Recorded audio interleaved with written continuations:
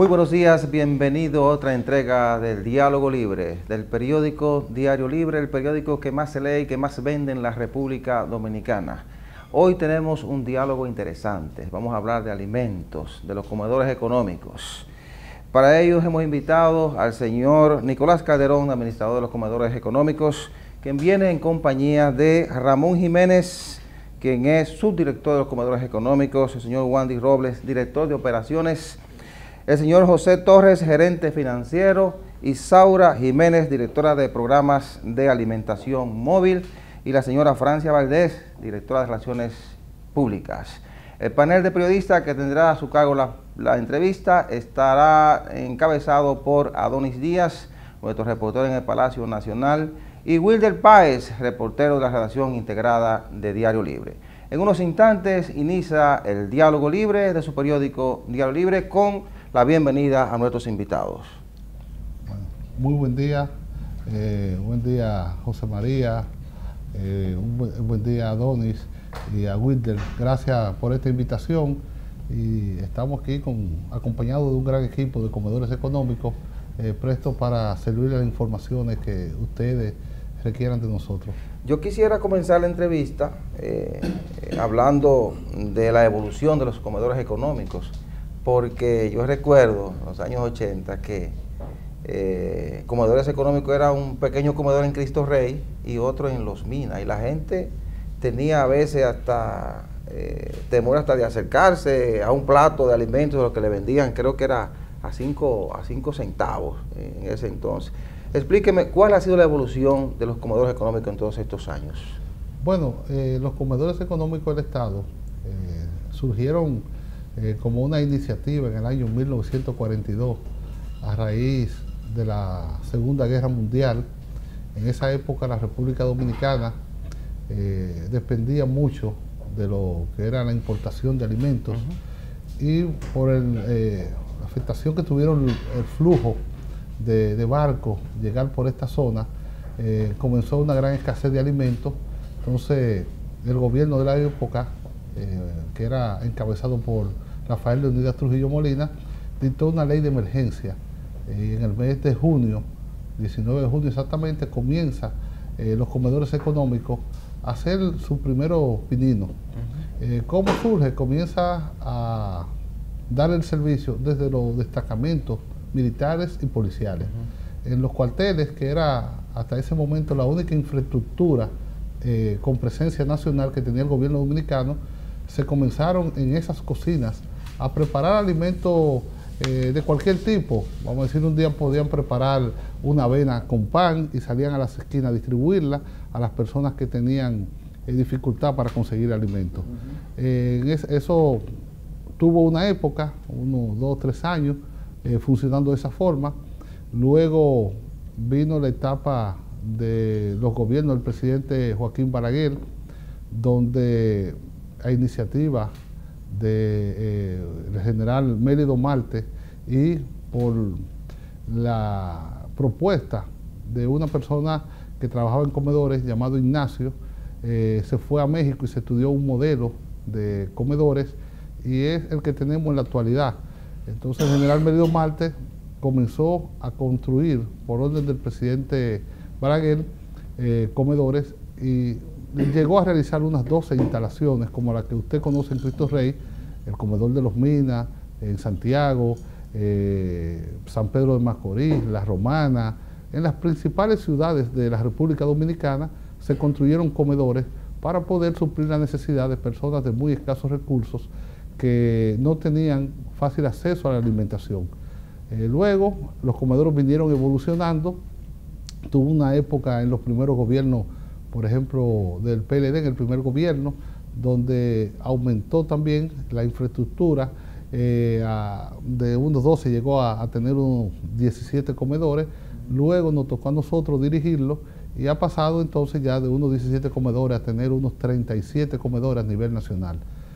A eso se le suma también unas 40 cocinas móviles que hemos construido, que han estado dando servicio por más de 9 años, ya va a cumplir 10 años el programa de alimentación móvil, ha estado dando un servicio muy eficiente, sobre todo en los momentos de catástrofe, de dificultades climáticas. Bien vimos cómo las cocinas móviles ayudaron mucho a nuestra hermana República de Haití en el momento del terremoto en el año 2010, donde gracias al trabajo que se hizo con el programa de alimentación móvil, pudimos contener una migración masiva de nacionales haitianos hacia República Dominicana por efecto de la escasez de alimentos. Al tener un gran centro de distribución en Sonapi, pudimos lograr que todos los haitianos tuvieran conocimiento de que había un centro de operación donde se distribuía comida en Sonapi, y entonces iban en grandes masas, aparte de la distribución que hacíamos en los diferentes refugios donde estaban alojados las personas afectadas. Iba una gran cantidad de personas, miles de personas diariamente iban a Sonapi a retirar los alimentos, con lo que pudieron sostenerse hasta que Haití, dentro de sus precariedades, volvió a la normalidad. ¿Cuánto cuesta una ración de alimentos en los comedores económicos y cuál es el nivel de la calidad de esos alimentos? Bueno, la ración tiene dos precios, que es el costo real de la ración y el costo que se le transfiere al público final, el cual llega con un alto subsidio. Un plato de comida, de acuerdo a lo que se prepara en el día, oscila entre 69 y 74 pesos poder producirlo, pero se le vende a 10 pesos al consumidor final. Ese plato es de excelente calidad, ya que los productos que adquirimos son también clase A, de primera calidad, como el caso del arroz, las habichuelas, el aceite, los condimentos, las carnes, son todos productos de muy buena calidad, y por ende el producto final es de primera calidad también. Saludos, licenciado Calderón. Saludos. ¿A qué cantidad de personas le está llegando ahora mismo esas raciones alimenticias, tanto crudas como cocidas, que ustedes elaboran cada día en los comedores económicos? ¿Cuál es el grueso de la población que ahora mismo está abarcando? Nosotros estimamos que de manera directa estamos beneficiando por encima de las 150,000 personas diarias, pero además esas personas que tienen en los comedores una institución de servicio aliada a ellos, hablan muy bien del servicio y la calidad. Nosotros vivimos haciendo encuestas permanentes de los niveles de satisfacción y gracias a Dios nunca hemos tenido resultados que hayan bajado del 90 al 87% de la valoración de manera positiva de la gente del servicio y la calidad de la comida. O sea, llegamos a un gran número de dominicanos, aproximadamente unos 4.5 millones al mes de comensales. Esa comida, ¿qué tipo de nutrientes lleva? ¿Está con alta calidad para la gente? Bueno, nosotros preparamos la bandera nacional, como dicen, la bandera dominicana, que tiene niveles de calorías necesarios, lo que necesita el cuerpo humano para poder sostenerse. Una persona adulta necesita aproximadamente 2.500 calorías, en hombre 2.000 una mujer, y con esa cantidad de calorías garantizamos que lo que se consume le dé o le garantice la salud necesaria a cada persona. Sí, usted dijo, saludo Calderón, Sí, saludo. Usted dijo hace unos meses que se invertirían unos 100 millones en la construcción de nuevos comedores. ¿En qué puntos del país serán y cómo va el proceso? Bueno, lo hemos estado invirtiendo. De hecho, cuando hablamos de inversión en construcción de nuevos comedores, que se han hecho estudios, ya hemos hecho los levantamientos, tenemos en la programación las construcciones de esos comedores. Por ejemplo, hace año y medio concluimos el comedor de Boca de Cachón.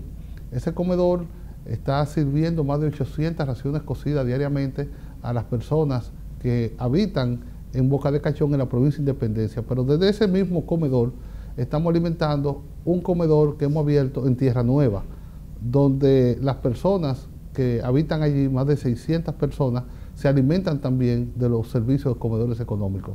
Pero también terminamos recientemente un comedor en el municipio de Cristóbal, que está totalmente terminado, climatizado y listo ya para ponerlo en funcionamiento en el primer trimestre del próximo año. Y digo en el primer trimestre porque ahora hay que hacer la captación del personal, hay que entrenarlo y ponerlo bajo los lineamientos que vayan acorde con la institución, y eso se toma un tiempo. Pero también tenemos ya en fase de terminación un comedor que estamos construyendo en Batey 6 en la provincia de Bauruco. Ese comedor en los próximos 2 meses debe de estar ya concluido para ser también inaugurado. También iniciaremos prontamente ya la construcción de un comedor en San José de los Llanos.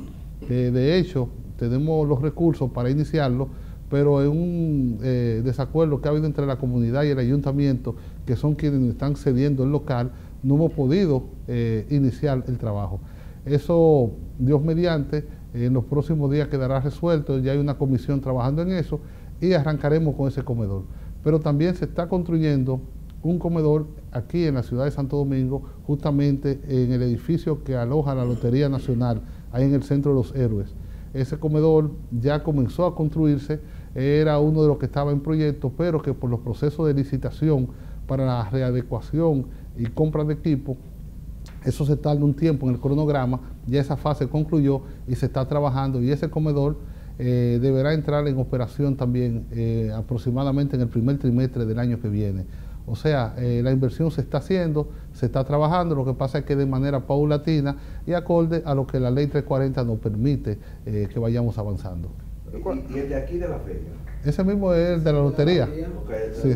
Ese ya comenzaron, incluso tenemos fotos por ahí de cómo va el proceso de avance del comedor.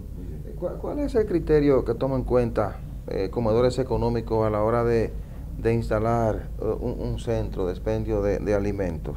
Escuchamos que usted dice que está instalando algunos centros en zonas muy pobres, sí, pero también están instalando otros en la ciudad. Acaba de hablar de ese que se está instalando en la Lotería Nacional.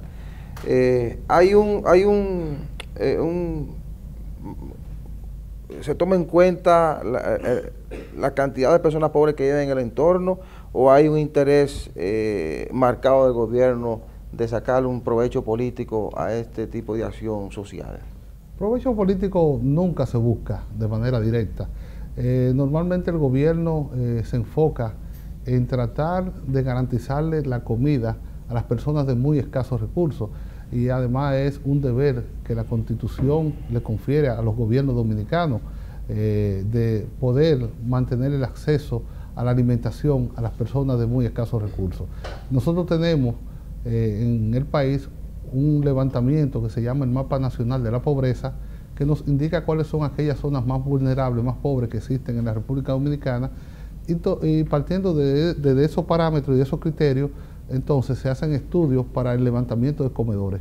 Por ejemplo, en esa zona, en la zona fronteriza, es uno de los lugares donde el hambre está más marcada. La República Dominicana, a pesar de haber disminuido significativamente los niveles de pobreza y de hambre en República Dominicana, todavía nos queda aproximadamente un 9, un 10% de personas que se subalimentan. Estamos hablando de 1.200.000 personas, pero hemos tenido avances significativos. El país ha logrado bajar lo que es la pobreza de un 41% que se encontraba a un 25%, y la clase media ha incrementado de un 21.8% a un 30%. Lo mismo que lo que es el hambre. El hambre en la República Dominicana bajó desde un 36% que se encontraba a un 11% hoy en día. Y eso se ha logrado gracias al programa de tanda extendida que ha implementado el gobierno dominicano, que antes solo se le daba desayuno a los estudiantes de escuelas públicas. Hoy se le da desayuno, se le da almuerzo y se le da una merienda. Eso ha ayudado a que ya los padres, cuando mandan a sus hijos a la escuela, no tienen la preocupación de que cuando regresen tienen que brindarle comida, no tienen que darle. Y entonces en ocasiones llegaban, el padre no tenía con qué alimentarlo, y ese muchacho entonces pasaba hambre. Hoy no, hoy llegan a su casa no solamente almorzados, sino que ya han merendado. Y eso ha elevado la calidad de esos estudiantes en cuanto al rendimiento académico. Pero también tenemos programas como comedores económicos, Plan Social de la Presidencia, el caso de este, el que maneja el programa de personas mayores, adultos mayores, CONAPE, el caso de CONAPE y otras instituciones más que nos involucramos en lo que es la alimentación diaria de personas muy vulnerables. ¿Qué toman ustedes en cuenta, por ejemplo, retomando mi pregunta, para instalarse en la Lotería Nacional? Ahí el caso es porque no lo estamos haciendo por la lotería en sí, por la feria. Lo que sucede es que desde ese punto nosotros podemos aprovechar y abrir expendio, llevar comida a barrios como el Manguito, Matahambre, Los Kilómetros, esas zonas que son muy pobres, donde la mayoría de sus habitantes viven del empleo informal, viven de lo que le decimos el chiripeo. Usted va a un barrio de eso, de Los Kilómetros, y usted ve que la gente sale a las 6 de la mañana a recoger botellas, cartones, hierro para venderlo, para entonces poder tener con qué comer y con qué poder mantener su familia. Ahí tiene un punto donde ir a comer. Ahí tiene un punto donde ir a comer, y no solamente ir a comer, sino que nosotros desde ese punto vamos a llevar diariamente a esos barrios un expendio. O sea, vamos a abrir un local donde vamos a distribuir comida a bajo precio a las personas que residen en ese local. Las van a preparar en ese comedor grande y de ahí la llevan a los demás. Exacto. Como especie de un comedor productor, distribuidor, algo así. Exactamente. Sería como, nosotros le llamamos así mismo, comedores productores. Ese es un comedor productor que tendrá una capacidad instalada de unas 25.000 raciones diarias. Y desde ese comedor vamos entonces a distribuir, como hacemos por ejemplo el caso del comedor de Cristo Rey. Desde el comedor de Cristo Rey se sostienen muchísimos comedores, vamos a decir satélites. Y eso es importante porque la República Dominicana ha hecho un compromiso con los organismos internacionales y somos parte de los países que están luchando por los objetivos del milenio, con los 8 objetivos del milenio, y uno de ellos, el primero, es eliminar el hambre en estos países. Y nosotros hemos reducido a la mitad el hambre en la República Dominicana y seguiremos luchando. No descansará el gobierno dominicano hasta que el hambre se disminuya a cero. Esa es la intención del gobierno y en ese sentido está trabajando, en eliminar el hambre en la República Dominicana. Y como le digo, hemos avanzado mucho. Ya el 50% de las personas que antes no tenían acceso a la alimentación, hoy tienen acceso a una alimentación de calidad y segura. Y vamos detrás de poder eliminar el otro 50% que nos falta. Yo conozco de la calidad de los alimentos de comedores económicos, pero cuando ustedes se instalan en zonas como esa de la feria y en otros puntos, ¿no han tenido quejas a veces de competencia desleal de algunos comerciantes cuando llega a comedor económico con comida de calidad y a comer a 10 pesos?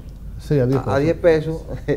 ¿Han tenido quejas de competencia desleal? Sí, no ha pasado. De hecho, una vez tuvimos un conato prácticamente de huelga en Puerto Plata. Ahí nosotros asumimos el comedor de la Universidad Autónoma de Santo Domingo de la UAS y cerca habían unos comercios de venta de alimentos a los estudiantes, y tan pronto nosotros entramos, los negocios vieron disminuir sus ingresos y querían ver cómo de que les resarcíamos, pero es que no había forma porque nosotros teníamos o tenemos un deber social con esos estudiantes de muy escasos recursos que acuden diariamente a la universidad y evidentemente se afectan, pero nosotros no tomamos en cuenta eso. Lo que tomamos en cuenta es las personas que vamos a beneficiar. Okay. Mire, partiendo de que ustedes están vendiendo la comida a muy bajo precio, a 10 pesos, es muy bajo, y que le sale a ustedes a casi 40 pesos cocer un plato de comida. Dígame, yo quiero saber cuál es el... ¿Cuánto? 69. Bueno, ok. ¿Cuál es el subsidio que le da el gobierno para eso y cuál es el presupuesto que ustedes manejan? Bueno, es que el gobierno no nos da subsidio, el gobierno financia todo lo que es la actividad de comedores económicos. Nosotros somos una dependencia de la Presidencia de la República y el gobierno destina anualmente unos 1.600 millones para sostener ese programa. Ese programa se nutre del presupuesto nacional y con esos fondos es que nosotros nos mantenemos. Sí, aparte de los alimentos cocidos, también ustedes entregan alimentos crudos. ¿En qué situación y cuándo ustedes deciden entregar a la población y en qué momento alimentos crudos? Nosotros entregamos alimentos crudos en ocasiones muy especiales. Por ejemplo, Dios nos libre y toco madera, viene un fenómeno natural, una tormenta, por decir algo que comúnmente ocurre, y afecta a una comunidad, se ve aislada. Nosotros llevamos un comedor, una unidad móvil, que Isaura va a instalar ahí, y comienza a brindarle comida a las personas afectadas porque el agua penetró al interior de la vivienda, dañó las estufas, la gente hubo quizás que moverla a un centro comunal o a un lugar, a una escuela. Entonces, mientras están ahí, le estamos dando comida cocida diariamente. Tan pronto las personas retornan a sus hogares, para nosotros salir del lugar donde estamos dando el servicio, entonces le dejamos bolsas de alimentos crudos para que estas personas durante esos días puedan tener garantizada su alimentación, que comer, en lo que vuelve a la continuidad su vida, en lo que vuelven a tener un ritmo de vida normal. Entonces le dejamos una bolsa de alimentos o dos que le permiten poder tener alimentos en los próximos 3, 4, 5 días. Eso es el tipo de operativos que hacemos. ¿Cuál es la dinámica de un día en los comedores económicos? Preparación de alimentos. Explíquenos para que nuestros televidentes y las personas que nos siguen entiendan cuál es la dinámica diaria en un comedor económico del país. Bueno, nosotros comenzamos a laborar a las 5 de la mañana, más o menos, ¿no es verdad, doña Isaura? Aunque comenzamos desde el día antes, o sea, se concluye la jornada de servicio al público y ahí mismo las mujeres siguen trabajando en lo que es el preparativo de parte de los alimentos, pero al otro día a las 5 de la mañana ya hay una gran parte de los empleados de comedores trabajando en la preparación de alimentos porque se prepara en grandes cantidades. No hay un solo comedor que prepare poco alimento, se prepara mucho y eso requiere de tiempo. Y a pesar de que tenemos equipos industriales, como el caso de Marmita, que logran preparar rápidamente los alimentos, los sartenes volteables, se requiere de tiempo. Las personas comienzan a las 5 de la mañana y ya a las 11, 11 y media comienza el despacho de los comedores, cosa que ya a las 2, 2 y media de la tarde estamos terminando para comenzar la jornada del otro día. El nivel que ustedes exigen a la gente que cocina, ¿qué nivel? ¿Cómo? Es porque al cocinar tanto volumen de alimentos, para mantener un nivel de calidad necesita un personal depurado. ¿Cuál es el nivel que ustedes exigen a ese tipo de personal? Bueno, nosotros tenemos un departamento de control de calidad que es muy efectivo, pero aparte de eso tenemos gente muy experimentada. Por ejemplo, el caso de doña Isaura. Isaura tiene 42 años ya, ¿no es la Isaura? 47 años trabajando. Espera. Tenemos también a Wandy Robles, que luego que termine también nos dirá, que es un chef también bastante conocido acá, al igual que doña Isaura. Bueno, yo hice la pregunta para que él entrara, ¿verdad? Sí. Que explicara. Bueno, arranque doña Isaura, a ver. Pues, buenos días a todos. El proceso ya para nosotros es cómodo, porque ya el personal ha aprendido. Tenemos diferentes equipos. El equipo del arroz, ese está preparado para tirar 20.000, 30.000 servicios. ¿Cuántos sacos de arroz ustedes echan diario? Diario. Ahora mismo hasta 18, 20, 25, todo depende. ¿De qué depende? Depende que si ayer se distribuyeron X cantidad de comida y nos quedaron del público porque faltó comida, ya al otro día tenemos que variarlo, que no nos falte. Entonces, cada equipo está preparado para preparar la cantidad de alimentos que sea necesario. 1.000, 2.000, 3.000, 20.000, 15.000. Nosotros un día, si hay que preparar, aparte de la que tenemos ya asignada, se presenta algo del Estado, que hay que hacer 20.000 comidas, nosotros también la hacemos. O sea, estamos preparados para eso, con calidad. ¿Ustedes le suplen comida a algunas oficinas del Estado? Sí, allá se suplen. A crédito. A crédito. Sí. ¿Ya cómo se la ponen? Nada también. Por ejemplo, yo soy la oficina, qué sé yo, Patrimonio Cultural, por decirlo. Y le digo, Calderón, mándame diario 20 raciones alimenticias para acá. ¿Cómo ustedes me ponen esas raciones? Bueno, ya y eso entraría, lo mío es producción, y ahí entraría financiero, y ahí le paso yo. Por ejemplo, el servicio de seguridad vial de obras públicas, que tienen creo que unas 9.000 personas aproximadamente trabajando, se alimentan a través de comedores. El Ministerio de Turismo, parte de su personal, el Ministerio de Administración Pública, hay instituciones militares que también se sostienen de comedores, otras instituciones como Planificación y Desarrollo, Embellecimiento, desarrollo, o sea, hay un sinnúmero de instituciones que comedores les suple la alimentación diaria.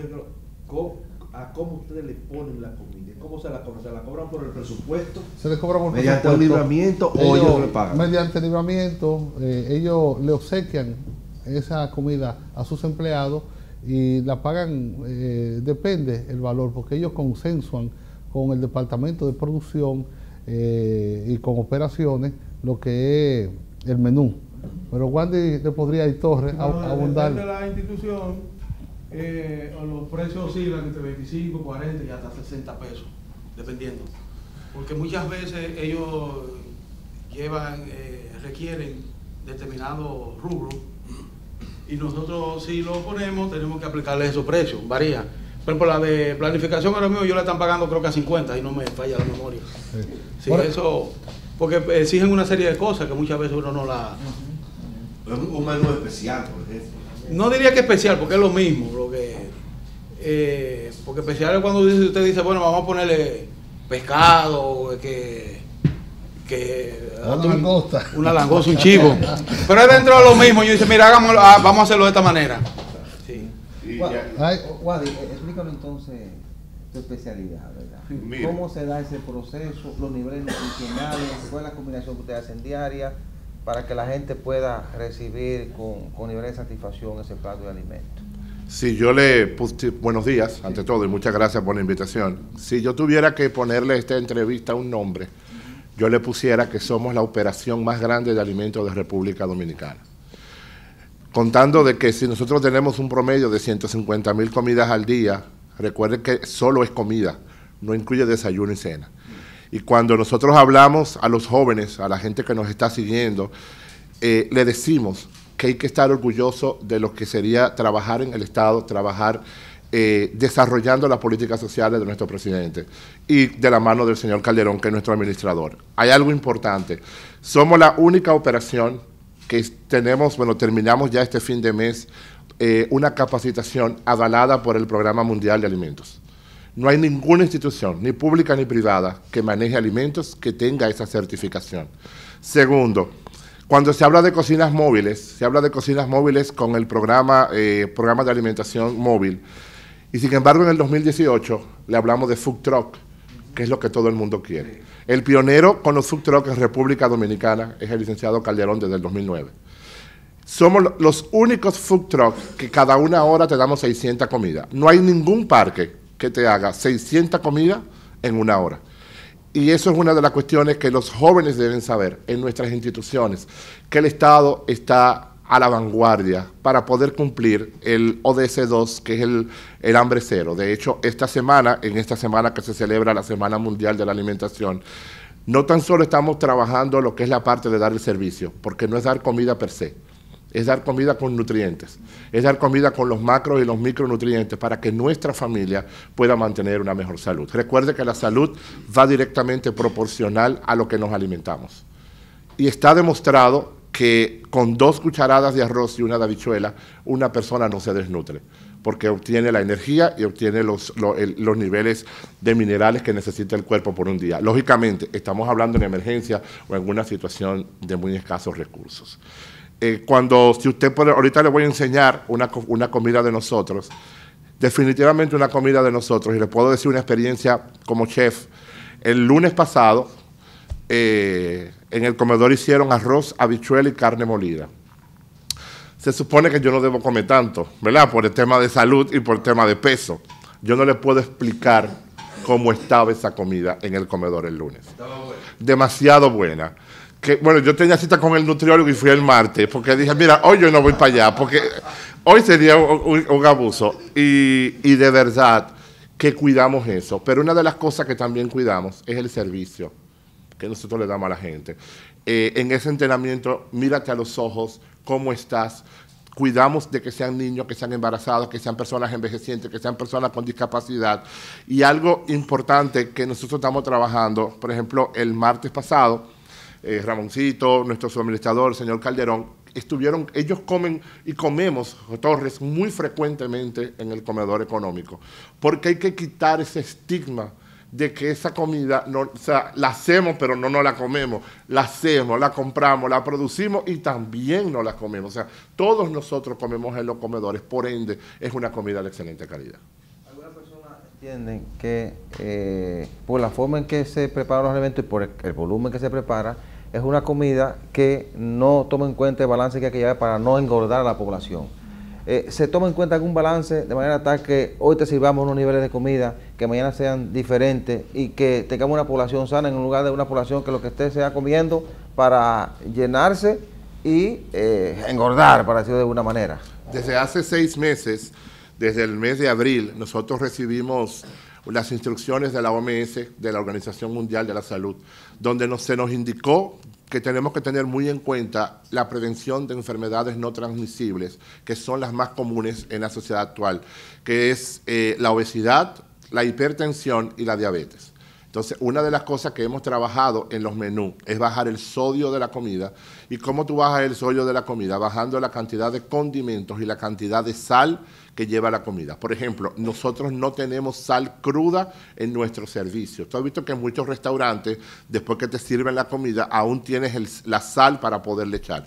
Nosotros no tenemos ese tipo de sal. Otra cosa que tenemos es que nuestro consumo de aceite prácticamente ha bajado en un 30, en un 45%, porque tratamos, primeramente los equipos que utilizamos, como la sartén volcable y las marmitas, son equipos que se manejan al vapor, diferente a lo que sería la forma tradicional de cocción de los alimentos, que aquí la gente hace un arroz, lo sofríe, le echa el agua y cuando ya está listo vuelve otra vez, le echa otra cucharada de aceite. Sin embargo, nosotros ya no hacemos eso, manejamos esos 3 niveles, sobre todo, vuelvo y digo, previniendo las 3 enfermedades no transmisibles, la hipertensión, la obesidad y la diabetes.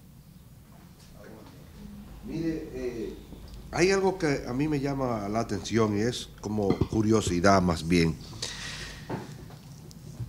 ¿Cómo ustedes adquieren esos alimentos? ¿Dónde los compran? ¿Se los compran a algún suplidor amigo del Estado, amigo de Calderón, amigo del presidente? ¿O someten a una licitación? ¿Cómo lo hacen?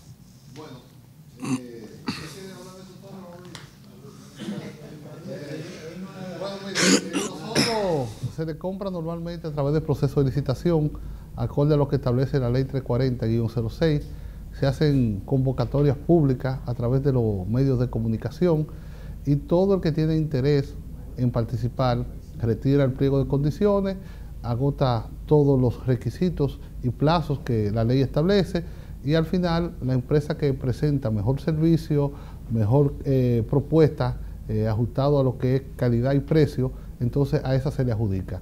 Que yo recuerden, en el último proceso de licitación que hicimos, participaron cerca de 200 empresas. ¿Cuántas?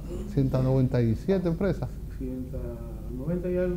Sí, 197 empresas, de las cuales unas 60 y tantas resultaron ganadoras del proceso. Esas empresas son las que le suplen normalmente a los comedores. Es bueno destacar que lo que se compra en comedores es todo producto nacional, es de producción nacional, no son productos importados, es uno de los requisitos que establecemos. Allá lo único que se compra que es importado, por ejemplo, el caso de la sardina, el caso del bacalao, son los productos que se compran importados, que representan quizá un 2% de lo que consumimos. ¿Qué volumen de productos ustedes compran mensual, más o menos? Bueno, nosotros lo estamos comprando por trimestre, las programaciones que se hacen, trimestre, semestre, depende la planificación que hagamos, pero es mucho. Nosotros consumimos más de 1.000 sacos de arroz a la semana, más de 1.500 sacos. Eso es un volumen constante de alimentos bastante grande que se maneja allá en comedores. Para compras, ¿cuántos millones ustedes destinan cada trimestre o cada semestre? Bueno, trimestral, estamos hablando que serían posiblemente unos 300 millones de pesos en alimentos. Sí. Sí, ¿cuáles son esas zonas del país que ustedes dicen, si no estamos aquí, si no tenemos comida hoy aquí, se pasa hambre ahí, que ustedes la tienen como prioritaria, como emergencia? Bueno, sobre todo la región sur, el sur largo. Por ejemplo, lugares como Boca de Cachón, que el otro día nos querían incluso hacer una huelga, porque ellos piden y exigen que los comedores trabajen los 7 días de la semana, no solamente de lunes a viernes. Entonces había que explicarle que nada más era de lunes a viernes. Entonces yo decía que los sábados y los domingos entonces no tenemos dónde comer.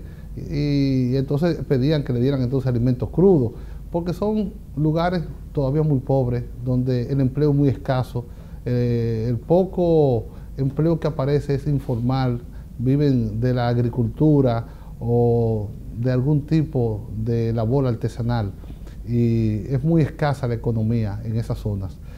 Por eso el presidente está muy enfocado en que se refuerce la presencia de comedores económicos en todo el sur largo, y en eso estamos, y gracias a Dios hemos ido logrando eso. Por ejemplo, nosotros tenemos un lugar que se llama Batey 7, ahí instalamos una cocina móvil. El pueblo, la comunidad entera se volca a comer ahí diariamente. Un día se presentan una lluvia y tuvimos que mover la cocina y llevarla a una provincia del Cibao. Nos pidieron que no la dejáramos en el lugar, que la lleváramos de nuevo a Batey 7. Pues la llevamos a Batey 7, y un día en uno de esos recorridos de supervisión que hacemos, yo me doy cuenta que la cocina de buena primera tiene todos los neumáticos pichados. Cuando yo le digo a otros muchachos, ¿qué pasó y por qué tienen? Ay, eso, la gente que le explotó la goma para que la cocina no la vuelvan a mover.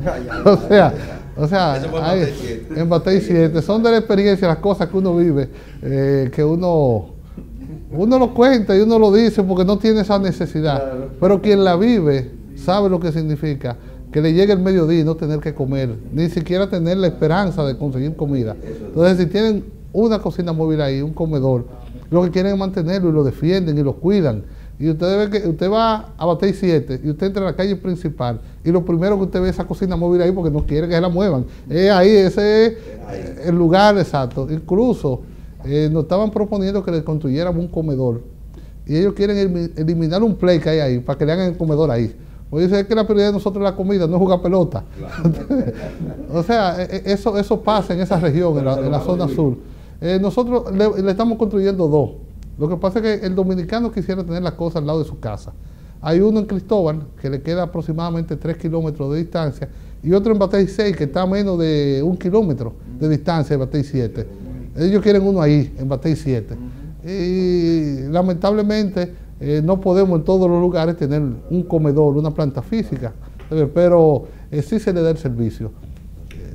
¿Han oído ustedes el impacto social que tiene comedores económicos en el país? Después de uno escuchar todo esto que usted ha narrado aquí, o que ustedes han narrado, ¿hay un levantamiento que nos pueda decir el impacto social de los comedores económicos es este? Bueno, nosotros a nivel de impacto, impactamos muchas personas al año.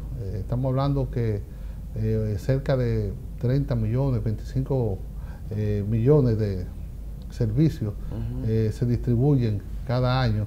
Estamos hablando que en 5 años fueron 150 millones de raciones cocidas y vamos proyectando ya en estos 6 años unos 180 millones de raciones.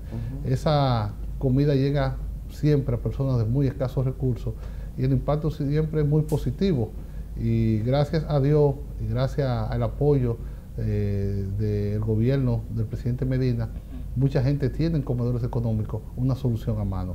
Hay un reto y un desafío que comedores tienen por delante en los próximos días. Estamos hablando en los próximos mes y medio, 45 días, que es la cobertura de la alimentación de los Juegos Nacionales.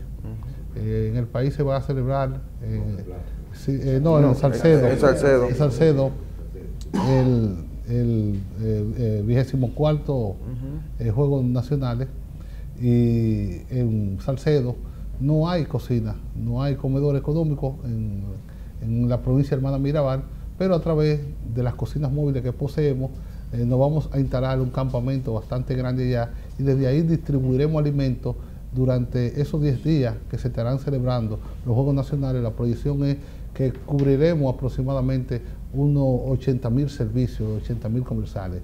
De esa operación están a cargo tanto Isaura como Wandy Robles, que siempre Isaura ha trabajado en todos los Juegos Nacionales que se han celebrado en este país, donde Isaura ha trabajado. Lo que pasa es que los comedores siempre tenían una corresponsabilidad, siempre lo manejaban entre una empresa privada y comedores le daba apoyo. Ahora nos toca a nosotros asumir por primera vez por completo, y ellos dos van a estar a cargo de esa operación. Mire, ahora vamos a hablar un chiste de política, porque, ¿verdad? El PLD está al rojo vivo. Me recuerda al PRD en su tiempo. Será al morado vivo. Al morado vivo, sí. Así es. El PLD está al borde de una división, prácticamente, o casi dividido ya, porque lo demostró ahora con el ADP, donde por años dirigía la ADP y ahora de un momento a otro le gana el PRM. Eso es producto de la división entre los dos grandes líderes que hay. Entonces mi pregunta es, ¿usted cree que esa división puede llevar al PLD a perder el poder? ¿Usted cree que puede primar la sensatez entre ambos? Porque se han acercado, me decía un amigo mío del grupo de Leonel, no, pero ellos se han reunido, pero en el comité político, pero no solo. Entonces, mi pregunta es, ¿usted cree que puede haber un acercamiento entre ambos líderes? Bueno, ellos siempre han estado cerca. Es que la gente interpreta que una diferencia de criterio en torno a un tema es una diferencia personal. Y no hay nada personal, hay diferencia en el criterio de algunos temas. Por ejemplo, en los últimos meses, un tema que ha traído muchos comentarios y ha sido síntoma de preocupación de mucha gente, el tema del tipo de primaria. El presidente de la República ha promovido la celebración de primarias abiertas con un padrón de la Junta Central Electoral en vez de primarias cerradas, como lo establecen los estatutos del Partido de la Liberación Dominicana. El presidente Fernández ha dicho que a él no le interesa ni le importa que sean primarias abiertas, que sean cerradas o semicerradas, semiabiertas, como usted quiera. Él no le interesa. Él lo que ha dicho que él ve un vicio de legalidad en la ley recién aprobada. Entonces lo que ha dicho, bueno, esa ley tiene vicio de inconstitucionalidad, y es lo que ha clamado. Él ha planteado algo de principio, de respeto a la Constitución, que él entiende que se está violentando si se implementa esa ley. Pero no hay ningún temor en que las primarias sean abiertas o cerradas. De hecho, la corriente mayoritaria que prima en lo que ocurrirá el próximo 27 es que sería un proceso de primaria abierta con el padrón de la Junta Central Electoral, lo que se va a adoptar como modalidad de selección de los candidatos. O sea, eso no va a traer ningún tipo de división a lo interno del PLD, ya que tanto el presidente de la República, el licenciado Danilo Medina, como el presidente Fernández, son dos personas con una trayectoria y una amistad de más de 40 años, que creo que este tipo de pequeñez no lo va a dividir. Son gente que en el momento que han tenido que sentarse, se han sentado, se han puesto de acuerdo, y creo que eso es lo que va a primar. Ahora, evidentemente, el PLD, si se divide, sale del poder. Eso no hay duda de eso, de que si esos dos liderazgos no se ponen de acuerdo, que no es el caso, se pondrán de acuerdo, el PLD pierde el poder.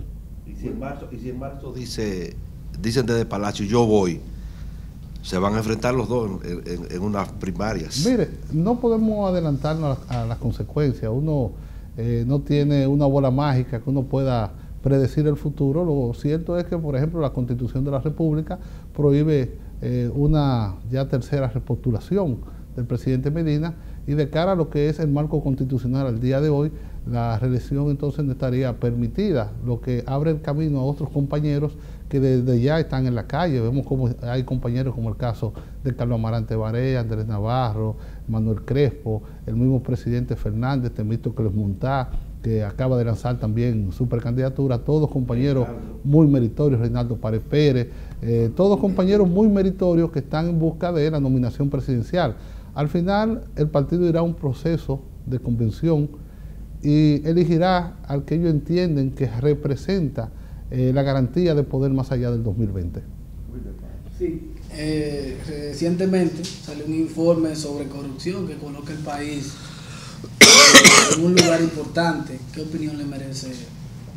Mire, si bien es cierto que se percibe siempre en todos los gobiernos corrupción, no solamente en el gobierno del PLD, en los gobiernos de Trujillo la gente lo tachaba de corrupto, y todos los gobiernos que han venido de la época de Trujillo a la fecha siempre terminan con ese estigma de corrupción.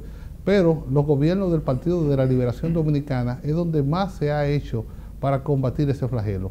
En los gobiernos del PLD se trabajó en una modificación a la ley de presupuesto, la ley de Contraloría General de la República. Se han fortalecido los sistemas de controles, se han emitido decretos que regulan lo que es el manejo presupuestario, pero también la ley 340 fue producto de los gobiernos del PLD. Y antes de existir la ley 340, incluso hubo un decreto puente en el que se regulaban las compras y las contrataciones del gobierno. O sea, los gobiernos del PLD han estado en una lucha permanente contra ese flagelo, pero la corrupción es algo endémico que viene en el ser humano, y lamentablemente lo que hay que siempre estar ojo a visor luchando contra ese flagelo, y en eso los gobiernos del PLD nunca han bajado la guardia. El PLD realmente ha cumplido con lo que se propuso cuando Juan Bosch formó ese partido y decidió salir a competir. ¿Creen ustedes que con estos casi 20 años de ejercicio han logrado lo que se propusieron? Bueno, mire, el profesor Juan Bosch siempre propuso hacer un país más equitativo, más justo, que se traduce en un país más rico. Los gobiernos del PLD han logrado eso en cierta manera. Tenemos que en el año 1996, cuando por primera vez llega el PLD al gobierno, teníamos un presupuesto aproximadamente de 26.000 millones de pesos, unos 17.000 millones de dólares el PIB. En esos 4 años de gestión del PLD, cuando sale el PLD en el año 2000 del gobierno, el presupuesto pasó de 26.000 a 52.000 millones de pesos. O sea, creció el país un 100%. Creció lo mismo que había crecido desde el inicio de la República, 152 años, desde el año 1844 al año 1996, transcurrieron 152 años para el país poder acumular un presupuesto de 26.000 millones de pesos. Cuando el PLD lo abandona en el año 2000, lo deja en 52.000. O sea, en 4 años avanzamos lo que la República tardó 152. Pero no obstante, los demás gobiernos, los otros 14 años de gobierno del PLD, el presupuesto de la nación hoy en día, el que se va a aprobar en el Congreso, es de 804.000 millones de pesos. O sea, el país ha crecido a nivel de riqueza 30 veces más que lo que era 18 años atrás, antes del PLD haber asumido las riendas del Estado. O sea, y eso se refleja en todos esos edificios que vemos en la ciudad de Santo Domingo, en la riqueza que han tenido las diferentes provincias del país, pero también usted lo ve que hemos pasado de un parque vehicular que decía Adonis, por ejemplo, que antes no habían esos tapones. Nosotros teníamos un parque vehicular de 400.000 vehículos, hoy hay más de 4 millones de vehículos que consumen combustible y que tienen gente que lo manejan. Antes era difícil, la gente aquí construía las casas sin marquesina, porque nadie se imaginaba tener un carro. Ahora lo primero que el constructor piensa es en el parqueo o en la marquesina doble, porque ya no hay ni siquiera un carro en una casa, por más pobre que sean las personas. Aquí los profesores andaban en bicicleta antes del año 1996. Hoy los profesores andan todos en carro y en jipeta. Lo mismo que la clase magisterial era la peor pagada en República Dominicana. Hoy un profesor gana hasta 50.000 pesos al mes. Y es la profesión que ha desplazado en las universidades el sitial de preferencia de los estudiantes. Antes era derecho, ingeniería. Hoy todas las universidades están llenas de jóvenes estudiando magisterio, porque quieren ser profesores, porque tienen mejores condiciones de vida. Pero lo mismo también, por ejemplo, se han creado más de 600.000 empleos en lo que va de gestión del presidente Medina, a razón de unos 120.000 empleos por año. Y eso usted lo puede medir con el sistema de seguridad social del contributivo, que estaba aproximadamente en 300.000, hoy ronda casi el 1.000.000 de afiliados en el sistema de seguridad social el contributivo. Lo mismo también usted lo ve cuando usted sale a la calle Santo Domingo. Tenemos un metro, tenemos teleférico, un sistema de transporte que, a pesar de todos los traspiés que ha habido, el país va avanzando en el sistema de transporte. Tenemos un país también donde se ha ido reduciendo los niveles de desigualdad, como le decía ahorita. La pobreza bajó de un 41 a un 25%, mientras que la clase media subió de un 21.8 a un 30%. Por primera vez en la historia del país, la clase media supera a los pobres, por primera vez. O sea, y todo eso se debe a la obra de los gobiernos del PLD. O sea, yo entiendo que hemos cumplido el rol que el profesor Juan Bosch se había propuesto al querer ser presidente de la República. Bueno, Isaura, ¿usted estuvo en Haití? Señor. ¿A dónde? Dame el micrófono, doña Isaura. Cuénteme su vivencia allá en Haití. ¿Cuándo llegaron allá? Lo que ustedes vivieron allá. ¿Cómo impactaron ustedes a la gente en Haití? Hable, mire, sin temor. El primer caso se dio cuando sucedió el temblor. Sí. Que yo seguido llamé a una de las empleadas bajo mi mando. Dije, ya comienza a llamar todo el personal que se presente al comedor. ¿A qué hora salieron?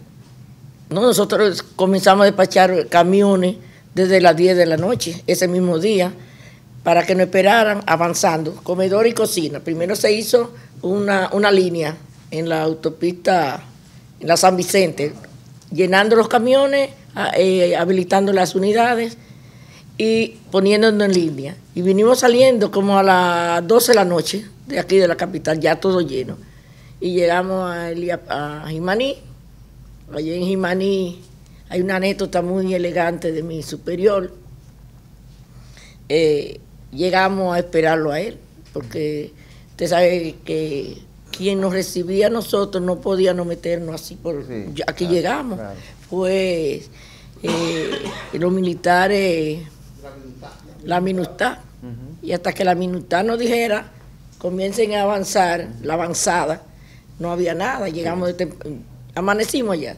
Cuando llegó mi jefe, que llega en el helicóptero, está yendo gente de todas partes, un desastre. Y trajeron una persona muy grave, muy desbaratada.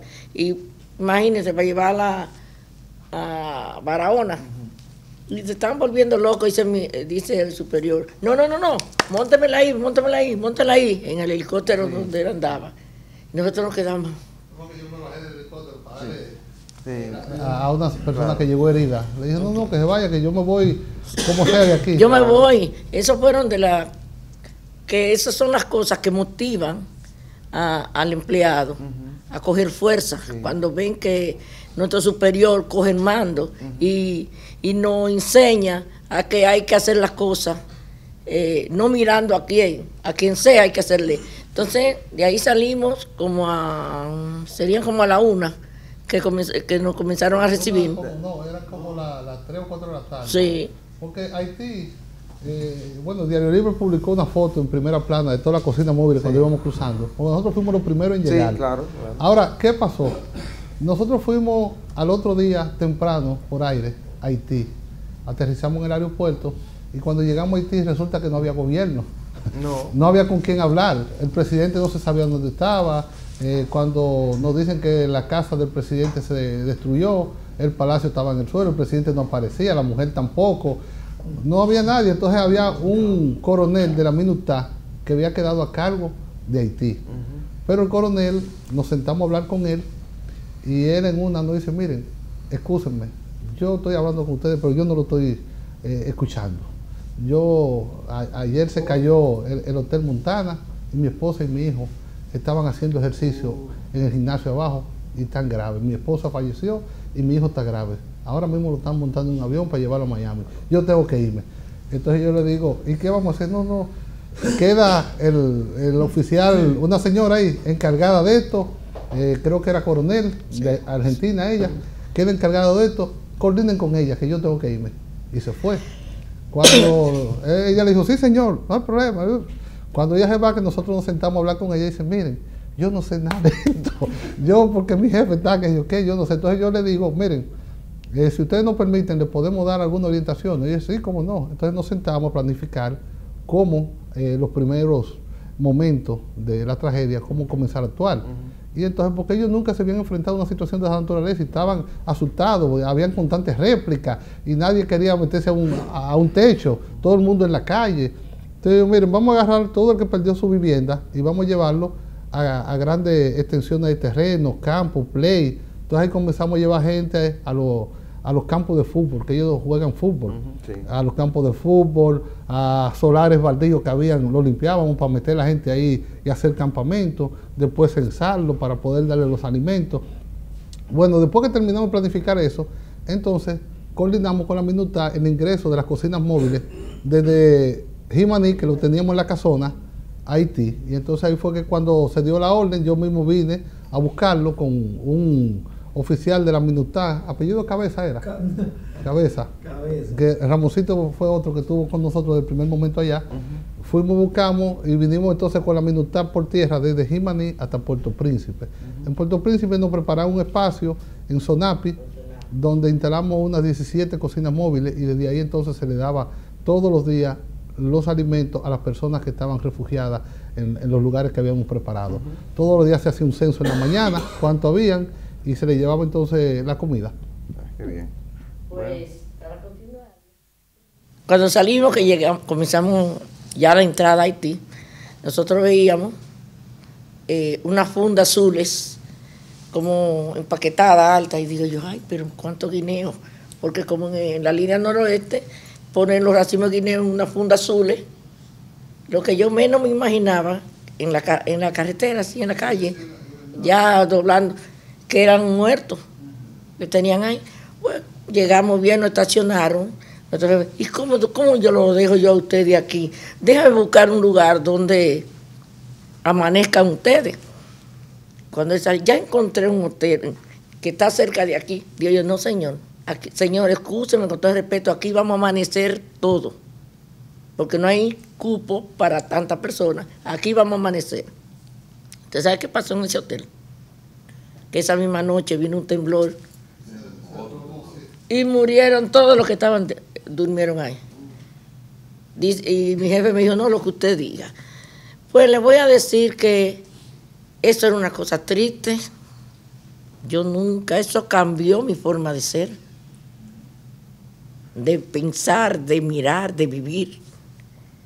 De usted ver tantas personas que tuvieron mucho dinero, que perdieron su negocio, su esposa, sus hijos, los papás de la esposa, como un caso que me tocó vivirlo con esa persona. Y usted veía gente caminando así como en el aire, así como no eran ellos. Y, ay, señor, eso es una cosa grande. Dándole comida a la gente. Y yo iba de una cocina a otra, de una a otra, preparando comida y dándole, porque no nos cansamos de dar comida, porque es un pueblo que tiene muchas necesidades.